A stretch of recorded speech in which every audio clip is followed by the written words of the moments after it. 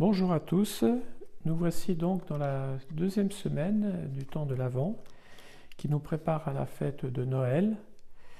Je ne vous parlerai pas de la course aux achats de cadeaux que nous faisons en ce moment qui préoccupe beaucoup de monde depuis que les magasins sont ouverts de nouveau.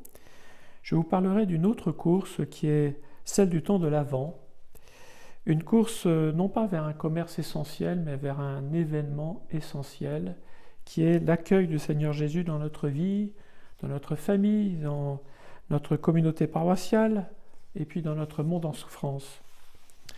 Le confinement nous a permis de nous reposer, de lire, peut-être aussi de prier, j'espère, mais il peut aussi nous renfermer sur nous-mêmes, sur nos problèmes, sur nos idées noires, et nous pouvons avoir les yeux tellement rivés sur nos écrans de télévision, d'ordinateur. C'est vrai qu'ils nous permettent de nous ouvrir à l'extérieur, de travailler aussi, de participer à des réunions en visioconférence, mais au fond il nous manque l'essentiel, c'est-à-dire la rencontre avec les autres, la vie avec les autres. Les autres, bien sûr, ce sont nos proches, ce sont avec les personnes avec qui nous avons l'habitude de travailler.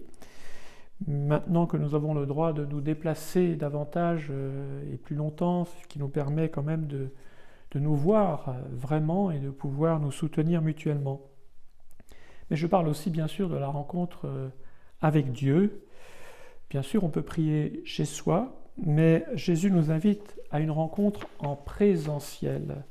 Il nous invite à partager son repas de noces, à nous laisser toucher physiquement. Nous avons la joie maintenant de pouvoir venir à la messe dans des conditions pratiquement normales. Nous avons suivi jusqu'à présent la messe à la télévision, mais évidemment c'est pas pareil.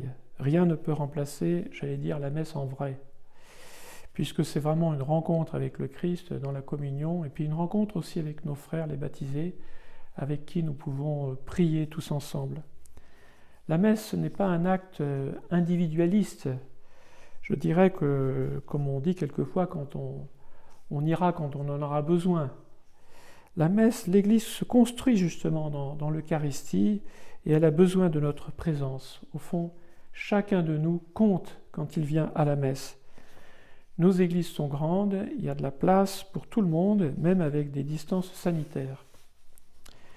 Je disais que la course de l'Avent ne nous emmène pas d'abord vers les magasins, mais vers le Seigneur. En ce deuxième dimanche du temps de l'Avent, c'est la figure de Jean-Baptiste qui apparaît dans les lectures et qui nous appelle à préparer le chemin du Seigneur. Non pas tant d'ailleurs un chemin pour aller vers le Seigneur, mais plutôt pour préparer un chemin pour que lui puisse venir vers nous. Ce chemin escarpé qu'il faut abaisser, c'est tout ce qui dans notre vie fait obstacle à sa venue. Un chemin qui est d'ailleurs à aplanir déjà à l'intérieur de nous-mêmes.